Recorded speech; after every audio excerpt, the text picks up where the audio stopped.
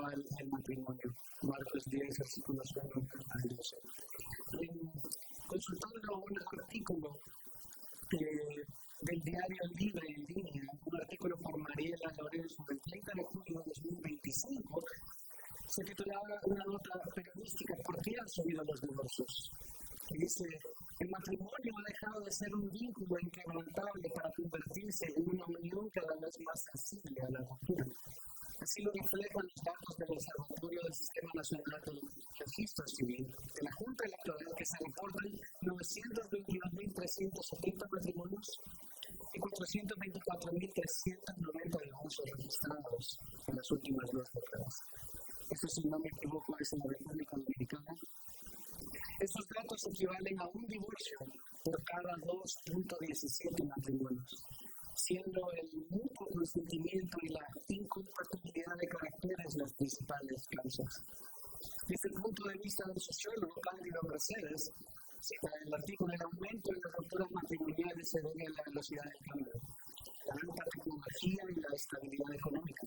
El matrimonio como fenómeno social no escapa a la velocidad, dice, con la que todo está cambiando: el trabajo, la tecnología y la forma en que las personas se relacionan. Dice Mercedes: estamos en presencia del cambio de época y de una época de cambio. Luego dice otro subtítulo del artículo que es interesante, dice: el divorcio es natural. Mercedes explicó que aunque solo uno de cada 2.17 matrimonios termine en divorcio, no es tanto la alarma, pues es, como dice, natural hoy en día. No obstante, eso es lo que dicen los expertos, esto es lo que dice el mundo. Pero nosotros queremos saber qué importa incluso lo que yo pueda pensar. A ustedes les interesa que yo pueda pensar. A mí no me interesa que yo pueda pensar. Yo no quiero saber lo que yo quiero pensar. Yo quiero saber lo que Dios dice en su palabra. En este texto que nos toca es Marcos capítulo 10, terminamos el capítulo 9. Así que si alguien pensaba que este era la final para alguien, no, es el siguiente versículo. Es lo que nos tocaba. Y vamos a ver ahora que el matrimonio fue creado por Dios. Y por ende es importante para Dios. Esto es lo que ocurre, artículos como este, conclusiones como esta de psicólogos y sociólogos. Esto es lo que ocurre cuando una sociedad se aleja de Dios. Y cuando dejamos que el mundo nos dicte cómo debemos pensar en cuanto a un asunto. El mundo no nos debe dictar cómo debemos pensar acerca de un asunto, sino Dios. Debemos tener una visión bíblica para tener prioridades bíblicas en línea con planes y propósitos de Dios. Y veremos ahora que una falta de visión bíblica nos va a llevar realmente a una ceguera espiritual, que va a conducir a resultados nacidos en el corazón de Satanás, quien viene a hurtar, a matar, a dividir y a destruir. La familia en muchas de las constituciones sociales de los países latinoamericanos y a través del mundo dice casi que la familia es la base de la sociedad. Y el matrimonio es sagrado para Dios. Porque el matrimonio fue creado por Dios, por lo tanto es sagrado para Dios, como vemos en las palabras de Jesús. Y no es casualidad que decidió tomar Jesús el matrimonio como ilustración viva de su relación con sus hijos y de su amor para nosotros. Porque Jesús sabe que Él nunca nos abandonará, que Él nunca nos dejará, que siempre estará ahí, que siempre nos recibirá, que siempre nos perdonará y que siempre nos amará. Así que decidió, como estudiamos tiempo atrás en Efesios, reflejar a través del pacto matrimonial, de la unión matrimonial, el amor que Él tiene por los suyos. Y por eso dice en cuanto a los tiempos que el fin, nombres como que la iglesia es la novia de Dios, que Él viene a rescatar, que Él viene a recoger, que Él viene a llevar consigo. Sé que para los padres es raro cómo yo así que yo soy la novia de Dios. Pero no es eso, es una ilustración de la iglesia como un cuerpo. Es la novia de Dios, a quien ama, quien siempre perdona, quien siempre cuida, quien siempre protege. Y vamos a Marcos, capítulo 10. Tienen una hojita que se les entregó y visión espiritual va a producir siempre prioridades espirituales. Si tu visión es espiritual, es bíblica, si tu visión está basada en la Biblia y no en lo que el mundo dice, tus prioridades van a ser espirituales. Y en el capítulo 10, versículo 1, levantándose de allí, Jesús se fue a la región de Judea y al otro lado del Jordán. Y se reunieron de nuevo las multitudes junto a él. Y una vez más, como acostumbraba, les enseñaba. El ministerio de Jesús en Galilea había quedado atrás. Ahora está caminando hacia el sur para Judea, en preparación para su ida a Jerusalén. Si regresan una página en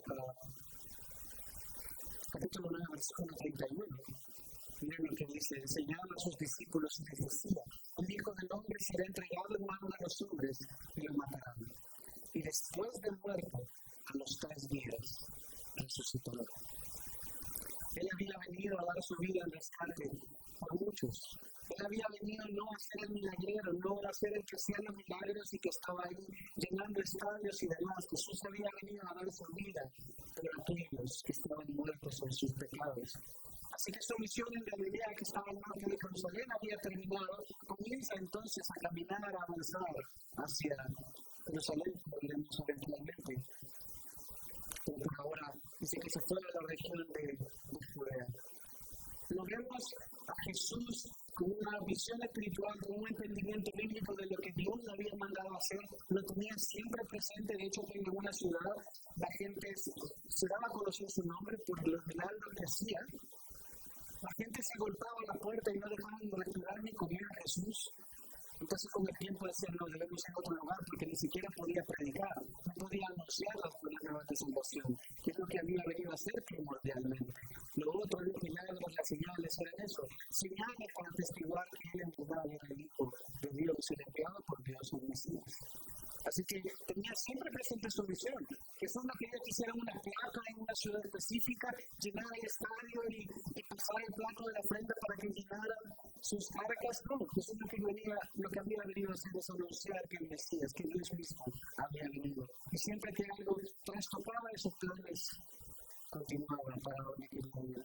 Jesús siempre tenía claras sus prioridades, porque su visión era espiritual, porque su visión es bíblica.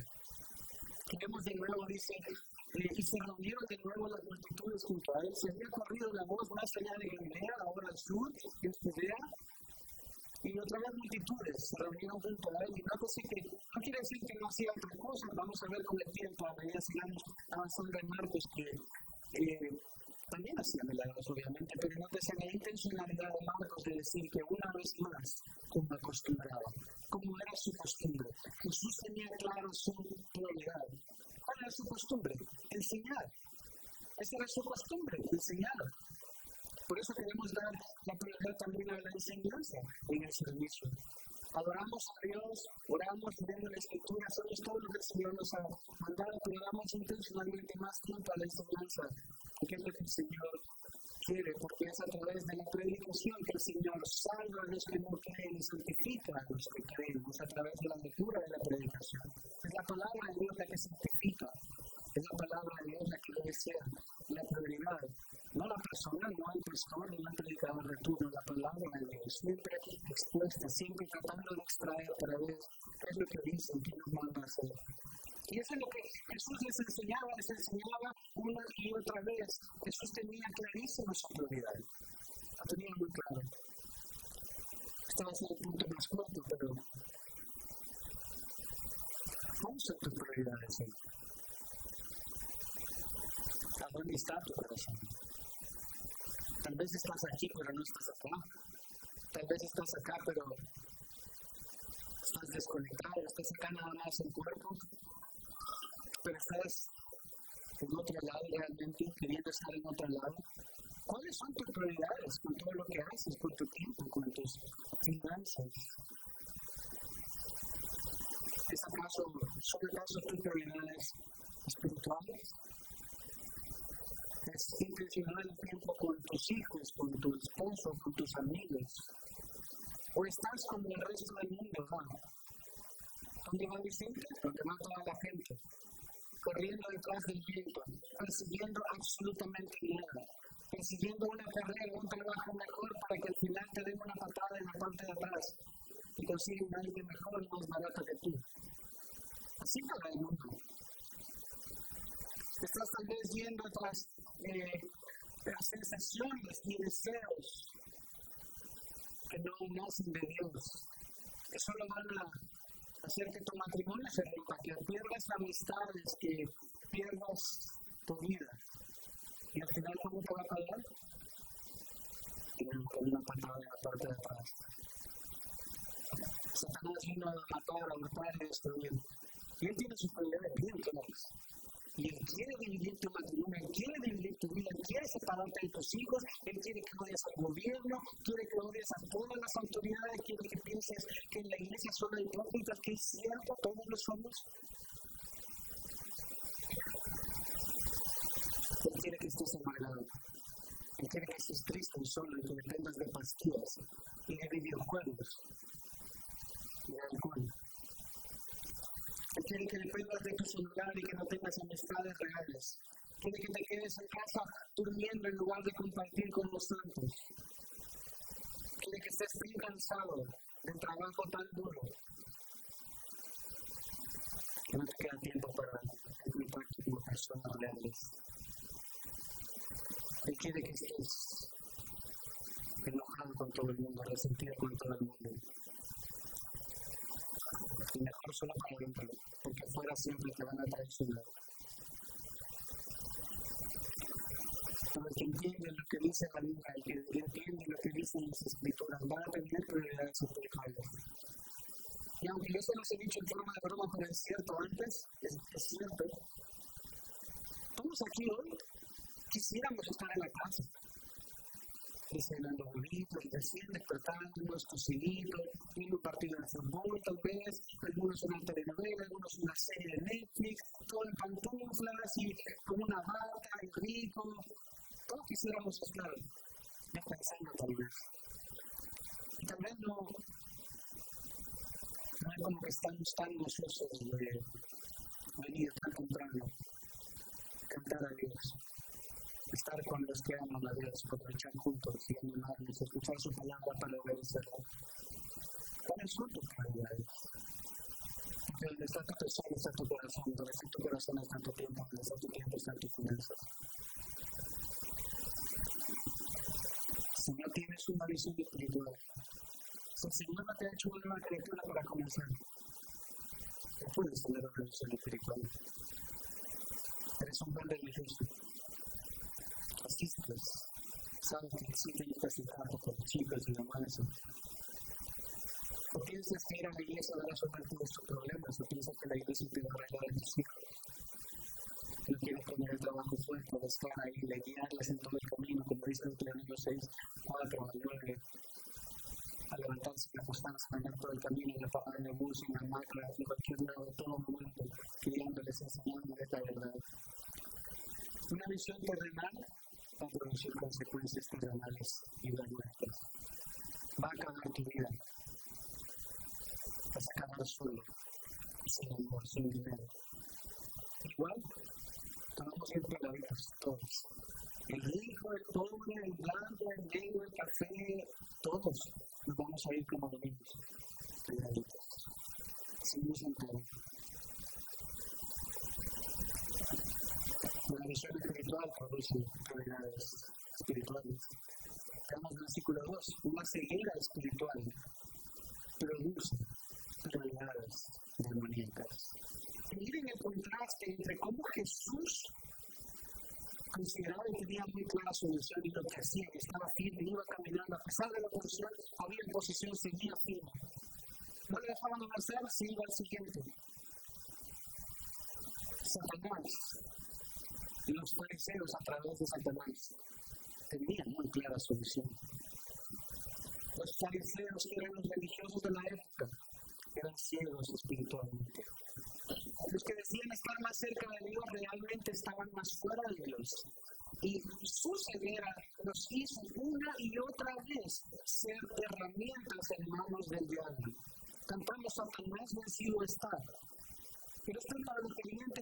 caminan junto a Él por lo que tienen al Espíritu Santo dentro de sí. Pero para el que no, para el que simplemente es un religioso que está siguiendo las cosas de este mundo, se convierte en una herramienta para Satanás. Y como dice que se acercaron algunos fariseos y para poner a prueba a Jesús. ¿Cómo así? Para poner a prueba a Jesús.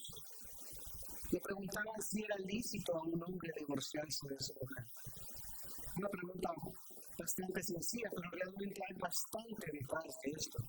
Es una agenda demoníaca, como leíamos en ese artículo de ese periódico digital. Es una agenda de Satanás de matar, de robar y destruir. Y nótese que estos hombres vinieron e hicieron una pregunta bastante sencilla, bastante común en estos tiempos, pero la intención de confirmar que se dice para poner a prueba a Jesús.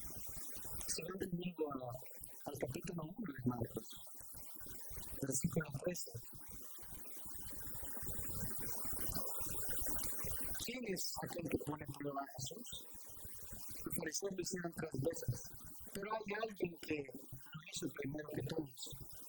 Marcos capítulo 1, versículo 13 dice, y estuvo en el desierto 40 días, siendo tentado, que es otra palabra para decir probado, fue probado por Satanás en el desierto. Pensemos en Marcos. Esta prueba que estaban haciendo los fariseos, estaban siendo instrumentos de Satanás, estaban cuestionando la palabra de Dios, están realmente torciendo la palabra de Dios, como vamos a ver. Están diciendo, ¿es cierto que Dios dijo eso? ¿Es cierto que Dios prohíbe esto? ¿Es cierto que Dios da permiso para dejar lo que Él une? ¿Es cierto que es lícito que un hombre se divorcie de su mujer? Pero no es la intención de sus corazones para poner a prueba a Jesús.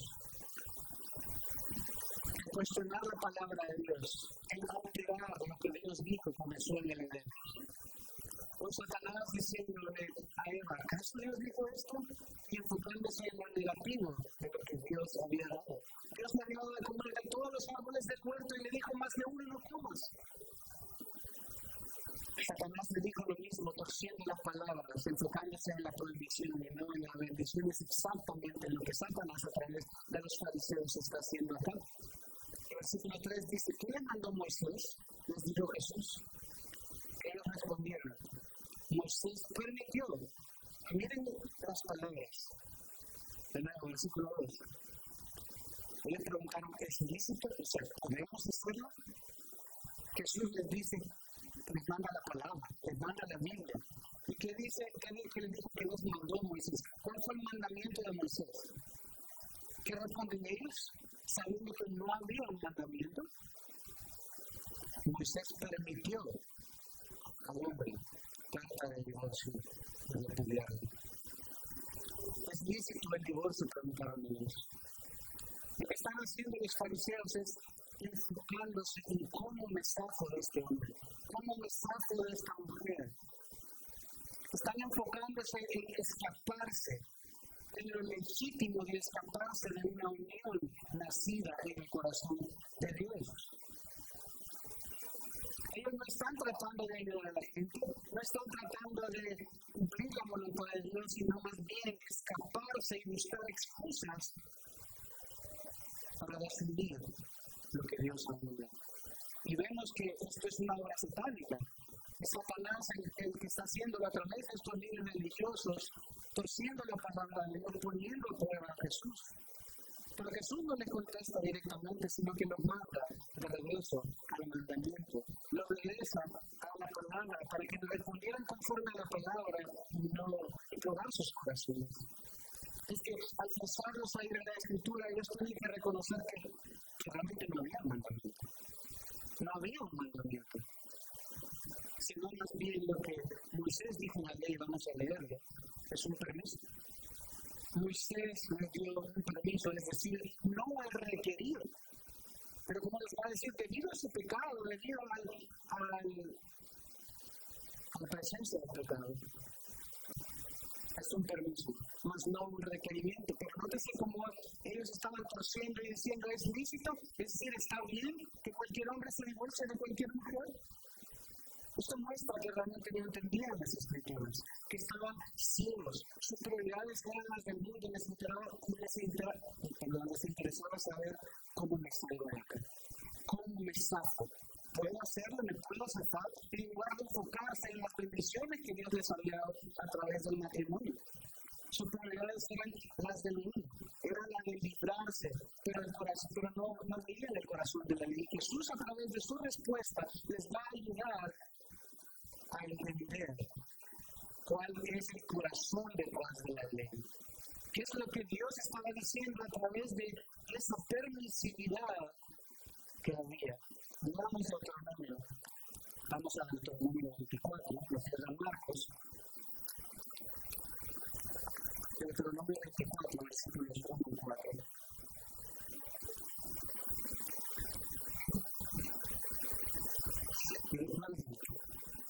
Yo sé que a veces por el tiempo no puedo esperarles y tengo que comenzar a leer, pero esto es importante. Anótenlo, lean en casa, no escuchen a mí, escuchen lo que digo y corroboren la escritura. Porque es la escritura la que queremos seguir. No, eso es otro hombre. ¿Qué más vale que yo pueda decir? Yo quiero ser fiel y ser lo más sincero de extraer lo que Dios quiere decir. ¿Qué dijo entonces Moisés en Deuteronomio 24? Cuando alguien toma a una mujer y se casa con ella, si sucede que no le es agradable porque ha encontrado algo reprochable en ella, y le escribe certificado de divorcio, lo pone en su mano y la despide de su casa, y ella sale de su casa y llega a ser mujer de otro hombre.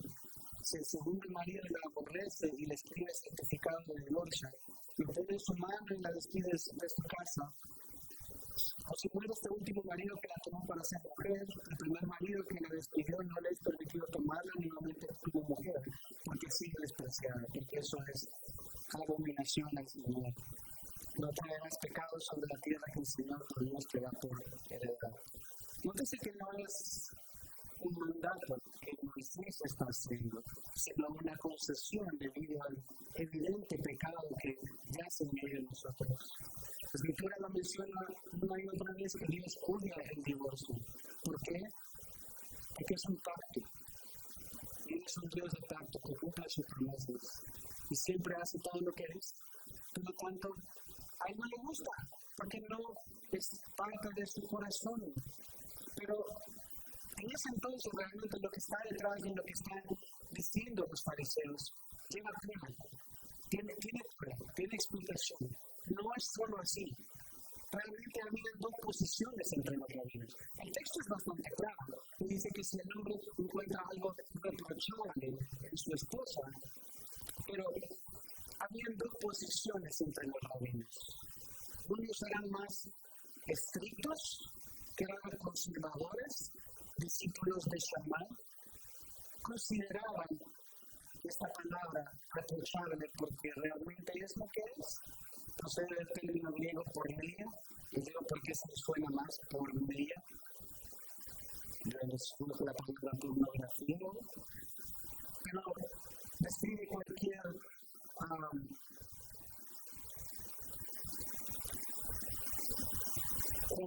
acto sexual fuera del matrimonio lícito. Esta era la posición más conservadora. Que decían, si tu esposa es atrapada, es descubierta en un acto de adulterio, a eso se refería reprochable, porque reprochable puede ser cualquier cosa. Reprochable puede ser que no me gusta que diga la toalla en el piso, en el baño, entonces me divorcio de ella. Reprochable puede ser que no se laven los dientes. Entonces los conservadores decían, no, esto se refiere a algo sexual. Si es descubierto en el acto sexual, se puede divorciar de ella. Pero están los liberales, discípulos de Gilel, que decían básicamente cualquier cosa. Y como todo en esta vida, la posición generalizada de la gente era la posición más liberal. La posición liberal generalmente en cualquier aspecto es la más famosa, porque es la que da más libertad. que es donde no visita a toda la gente. Qué conveniente. Si yo no puedo divorciar de mi esposa por lo que sea, no hay dice, yo reprocho que no cocine el pollo, se le quemó el pollo, entonces divorcio.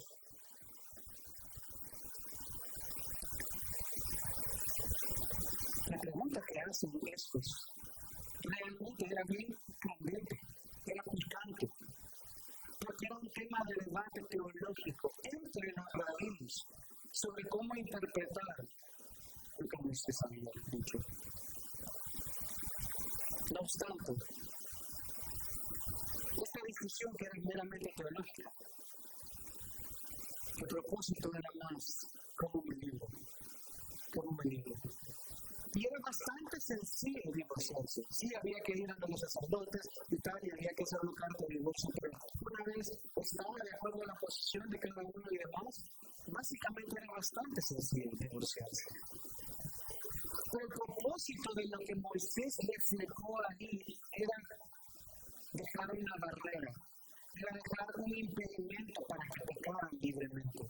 El punto de Moisés de dejar esto, de conceder esto, es para evitar que pecaran, evitar que tan fácilmente se deshicieran de su esposa. En la cultura hebrea es el hombre el que iniciaba los trámites de divorcio, no la esposa. Y la idea era que fuera una barrera, que nadie quisiera hacerlo tan fácil, podía hacerlo tan fácil, pero además protegía o servía de protección para las mujeres. Protegía o estaba protegiendo Moisés los derechos de las mujeres. Las mujeres, sobre todo ahora es un poco diferente, pero en ese entonces dependían completamente de los hombres. Así que si alguien se divorciaba, si la esposa se divorciaba solo porque ya no quiere, solo porque ya no me gusta, quiere decir que la esposa iba a básicamente terminar su vida en la sociedad, iba a terminar siendo pobre, pidiendo en la calle o prostituyéndose para lograr sobrevivir. Así que el propósito del Señor no era tanto dar una licencia para divorciarse, sino restringir la facilidad para hacerlo. La intención no era grande, si sale, después si sale ahí, si sale medio, ahí ya fue. No era esto. Quería proteger los derechos de las mujeres, los derechos de los niños también. Viene hablando de que cómo cuidamos a los pequeños.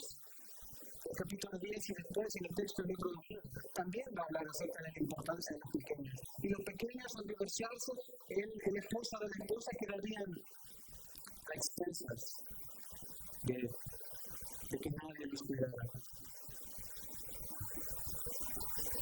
Moisés está diciendo, hey muchachos, los votos son importantes.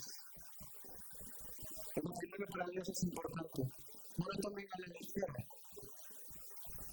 Pero como una concesión de miedo al pecado. Si acaso hay, obviamente la posición no es adecuada y vamos a ver más detalles esto después porque Jesús lo expande, es en referencia con el tema sexual. Es la única manera que permitía realmente como último recurso, pero no era el corazón de la ley. Porque el Señor les había enseñado que era un Dios perdonador, que era un Dios amoroso. El amor es sufrir, el amor es benigno, como dice 1 Corintios 13. No hace nada indebido, no guarda rencor, no se irrita, no busca lo suyo.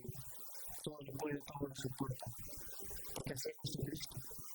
En cambio, los fariseos querían tener avenidas para librarse del matrimonio. Y querían tirarle a Jesús un tema picante para meterle problemas. Se enfocaban en lo externo, sin enfocarse en el corazón de la ley. Y eso es lo que hace la visión falsa, la visión religiosa. Más aún como vamos a ver Herodías. Se había divorciado de su esposo para casarse con el demonio. Así que era un tema político también. Esta pregunta llevaba a comba. En el fútbol, a uno le puede pegar y agarrar unas combas así bonitas, al ángulo. Llevaba a comba esa pelota. Llevaba a comba porque todos iban a estar escuchando e iban a hacer que Jesús fuera aprisionado antes de Cristo por estar criticando a Herodías, que fue lo que mató a Juan el Bautista. número 3, versículo 5. La religión falsa trastorna las prioridades de Dios. La religión falsa va a trastornar las prioridades de Dios. Miren, dice, entonces les dijo, por la dureza del corazón de ustedes, Moisés les escribió este mandamiento. Pero desde el principio de la creación, Dios los hizo varón y hembra. Por esta razón, el hombre dejará a su padre y su madre, y los dos serán una sola carne. Así que ya no son dos, sino una sola carne. Lo que Dios ha unido, ningún hombre lo separa. Nótese cómo ellos estaban enfocados en cómo me zafo. Y Dios les dice, ¿por qué no nos enfocamos en la bendición? En lo que Dios hizo, de que Dios creó el matrimonio. ¿Por qué no nos enfocamos en lo hermoso del matrimonio, en lo que significa el matrimonio para Dios? Pero nótese que Jesús les dice, por la dureza del corazón de ustedes. En Marcos 3, versículo 5, se había usado ese mismo término. Dice Marcos 3:5, y mirando con enojo a los que lo rodeaban y entristecido por la dureza de sus corazones, dijo el hombre, extiende su mano y que los ama. La dureza del corazón de una religión falsa, de una falta de visión espiritual, trastorna las prioridades de Dios. El matrimonio para Dios es hermoso, es una bendición, es creado por Él, es un pacto. Y Él no quiere que nadie se divorcie, pero sabe que debido al pecado, eventualmente van a haber situaciones que provoquen a esto. Pero es como último recurso, como un salvoconducto, porque quiere proteger también a la esposa, a los hijos, y todo lo demás. El divorcio solo trae separación, dolor, tristeza. Es hasta más caro. Pero el estándar, sigamos a Génesis 1, que es lo que Marcos está realmente citando acá. Génesis 1:27. Génesis 1:27 dice, Dios creó al hombre a imagen suya, a imagen de Dios creó. ¿Cómo creó Dios al hombre? Dice, varón y hembra los creó. Dios los bendijo y les dijo, sean fecundos y multiplíquense, llenen la tierra y sométanla. Esta es la definición del matrimonio. Dios hizo el matrimonio. No importa lo que otras personas quieran decir. No importa si un hombre se quiere juntar con un hombre y una mujer con una mujer, un hombre con un perro y una mujer con una computadora. El matrimonio es creado por Dios y es descrito por Dios como un hombre y una mujer. Él los creó y los hizo a imagen de Dios. Es la única manera posible de reproducirse. Es la única manera posible de dar fruto. Jesús nos está llevando al principio, al fundamento. Miren lo hermoso que es. Él hizo al hombre como varón y hembra. Varón, varona. Es en hebreo. Ish, es varón, varona. Ya no usamos mucho hembra, sino más para los animales. A veces, no todavía se usa. Pero es varón y varona. Ish, hombre y mujer. Esto es lo que Dios hizo.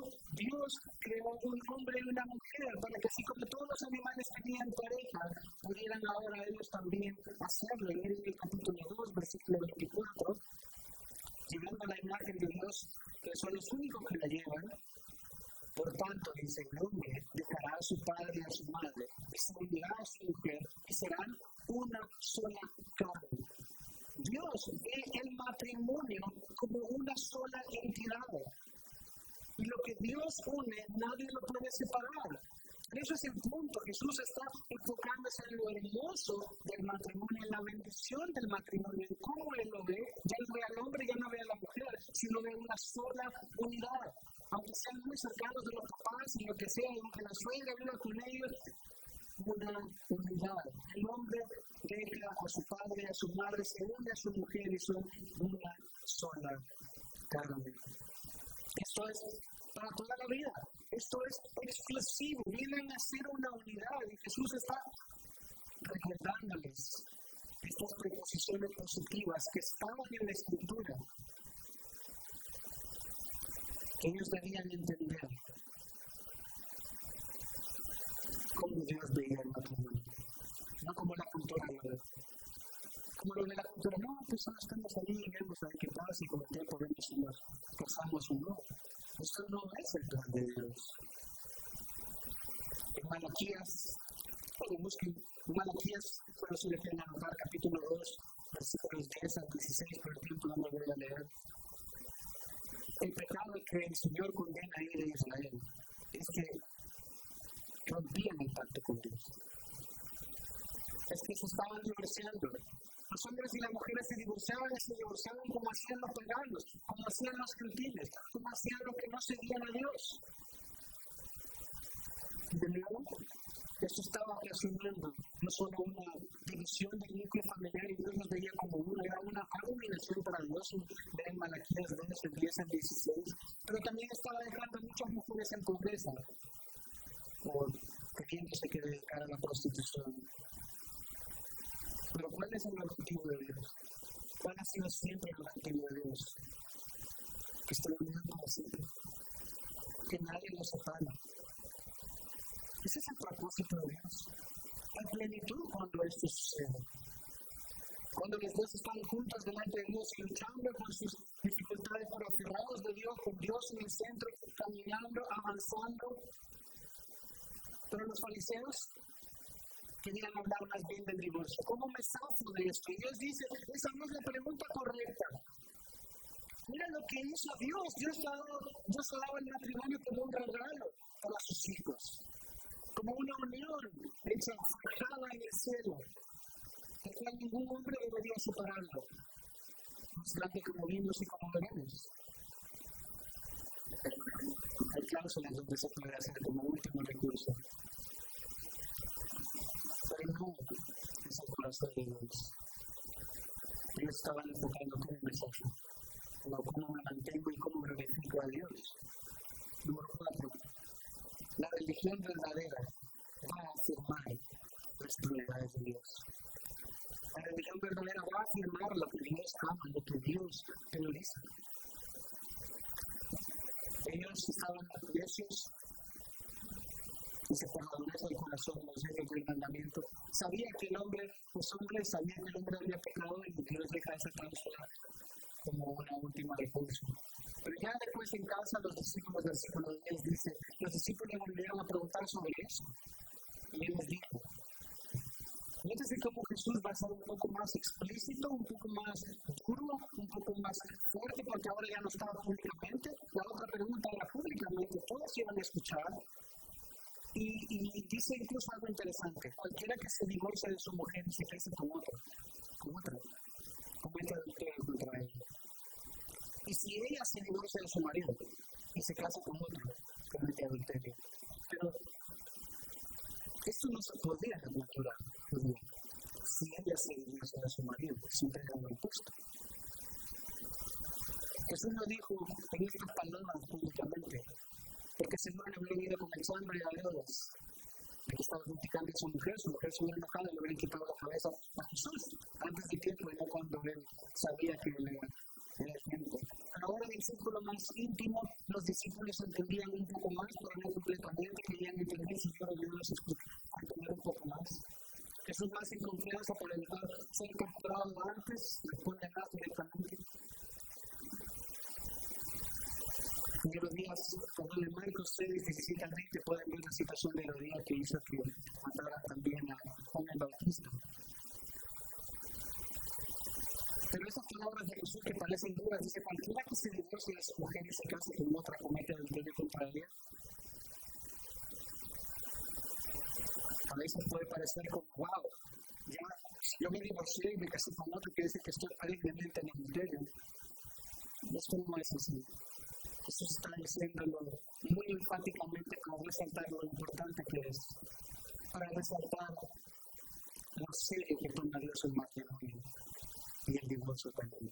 Hay mucho que le duele un divorcio, hay mucho que no debería suceder un divorcio. Jesús está diciendo a través de estas palabras firmes, y lo que pasa es que no podemos basar una posición teológica, no podemos basar lo que creemos acerca de una cosa con un simple texto aislado. Porque si solo tomamos este texto, quiere decir, ok, ya no importa lo que dijo Moisés. Tú puedes divorciar y el que se divorció, y si divorciaste 2 veces, estás en pecado y te vas a renunciar para siempre. No. Debemos considerar la otra enseñanza de Dios, de toda la verdad, todo el enseña Dios acerca de esto? Vamos a ver estos versículos un ratito. Pero el punto de Jesús es, oye, no rompas lo que Dios ha unido. Al mismo tiempo no unas lo que Dios mantiene separado. No rompas lo que Dios ha unido. Es importante, es especial. Y no unas lo que Dios mantiene separado. Y vamos a ver en Marcos, en Mateo, si vamos a Mateo, es lectura que me acompaña. Mateo 5:32, 19:9.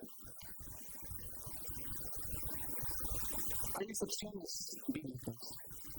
Realmente solo hay dos.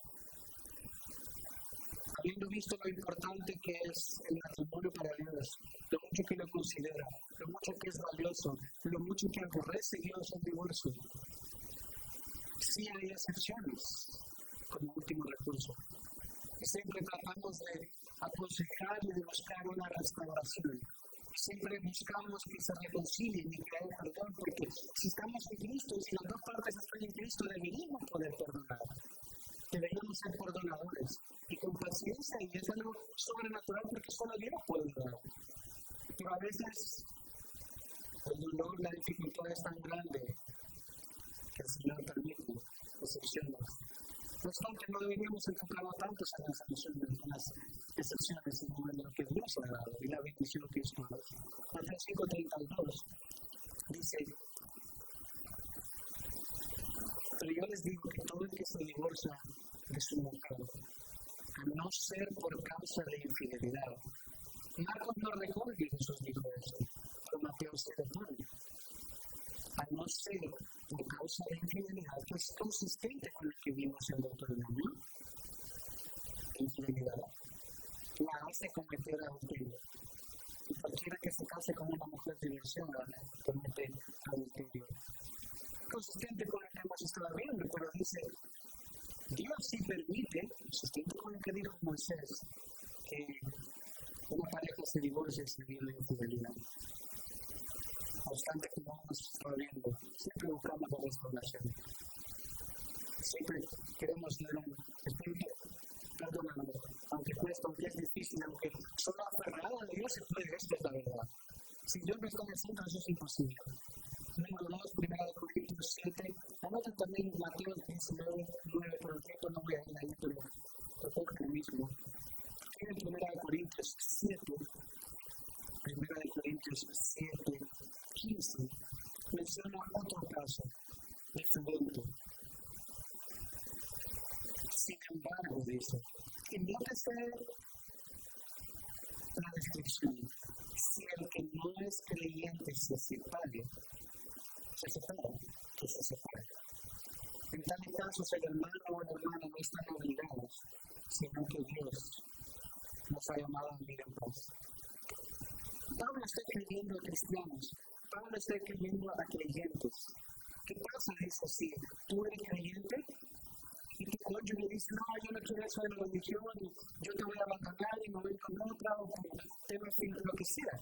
Si el no creyente decide abandonar al creyente, entonces el Señor le da libertad para hacerlo. No hay más, lo dejó. Y no queda otra opción sino divorciarse. Así que dice, no te sientas mal, ¿qué puedes hacer? Te dejó.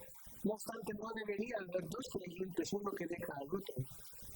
Si sucede ese caso, supuestamente dos creyentes viviendo acá, y uno decide dejar al otro, es posible que lo que está reflejando este creyente es su incredulidad. Está diciendo, yo no soy creyente porque dice que únicamente un no creyente deja a un creyente. Es en estos casos donde ya pasamos con la iglesia, donde hablamos con ellos que si están no lo hagas. Y la persona dice, no, es que yo me quiero ir. Es un abandono realmente, donde no ha habido tal vez un caso de infidelidad, como vimos en un simple abandono. Y ahí entra lo de Mateo 18, entre otros, donde buscamos restauración, donde decimos, mira, no lo hagas. Y si no nos hace caso, invitamos a alguien más, mira, no lo hagas, y luego anunciamos a la congregación. Y finalmente, si esta persona no se quiere arrepentir, demuestra que es increíble. Lo activamos como tal. Porque dice finalmente que es el que no creyente se separa, que se separe, ¿no? Esto es consistente con lo que se enseñaba en el Nuevo Testamento, también en Éxodo 21, del 10 al 11. Como dijo el predicador, se espero que ya está en la presencia de Dios. El divorcio debido al pecado sexual es una posición al ser humano, pero no es el deseo de Dios. No es lo que Dios quiere de nosotros. Estas posiciones son posibles únicamente por el pecado. No es una excusa para pecar. No es para que tengamos libertad para pecar, sino para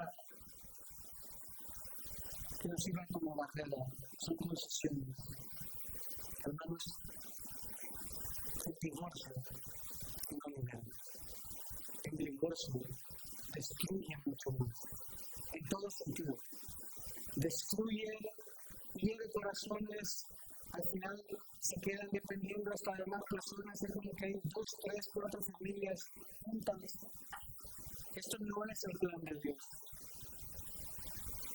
Un cristiano no busca divorciarse de su cónyuge, a menos de que no sea yo también, no sé que sea alguna de estas opciones. Dios nos hizo para disfrutar el matrimonio.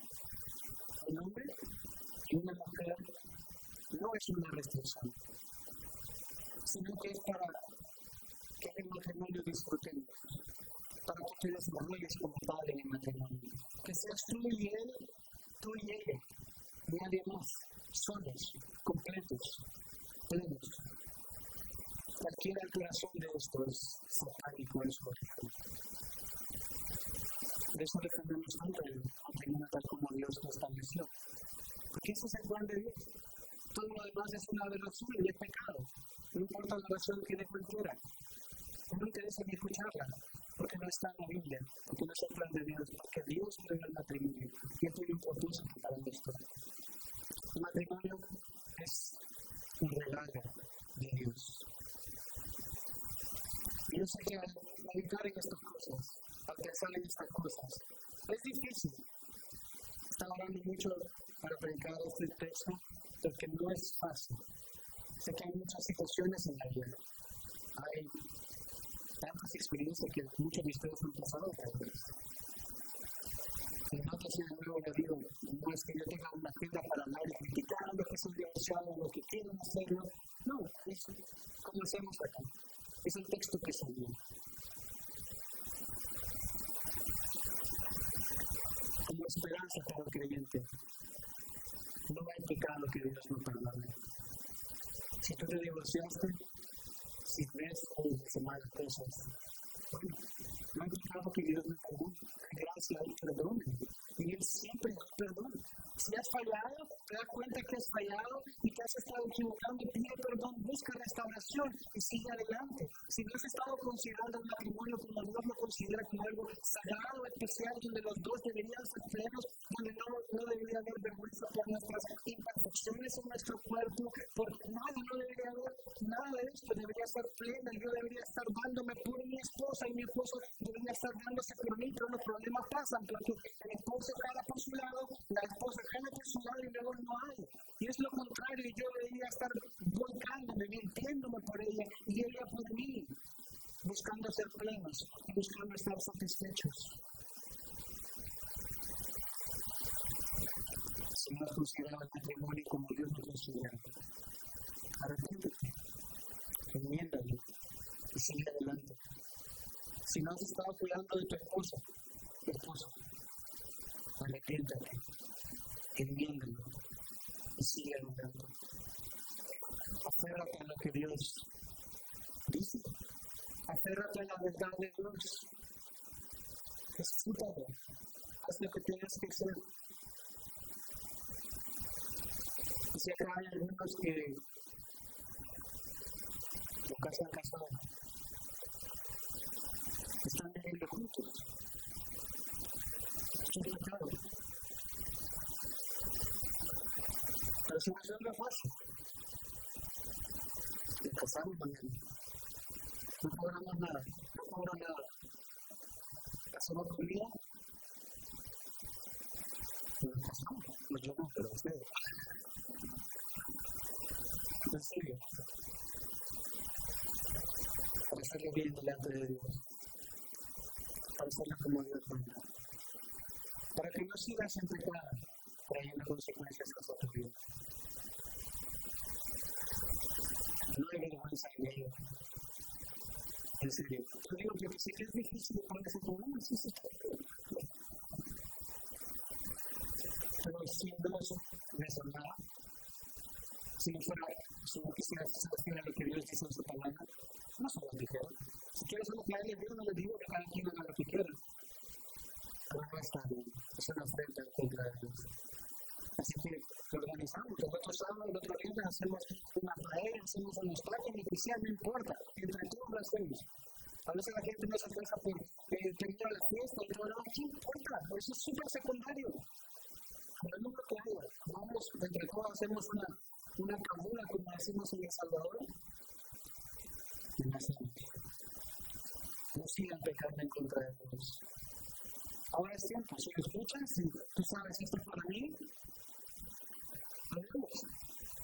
No debería haber vergüenza, no debería haber temor, más bien debería haber temor y seguir estando en contra de la voluntad de Dios. Y lo mismo aplica si tú no has estado siendo fiel en tu matrimonio. Ahora hoy es día que debes pedir perdón y arrepentirte y buscar hacer las cosas bien con Dios y pedir perdón a tu esposa y volver a sus brazos. Y sé que a veces es difícil, sé que a veces hay relaciones tan difíciles y hay tantas complicaciones, pero miren hermanos, la gracia de Dios es más grande que cualquier pecado. La gracia y el perdón de Dios es más grande que cualquier cosa. La religión es la que cruza, la religión es la que pone dedo, la religión es la que critica. Y Dios te dice, ven, sé sincero delante de Dios, vuélvete a Dios, y busca estar bien con Dios.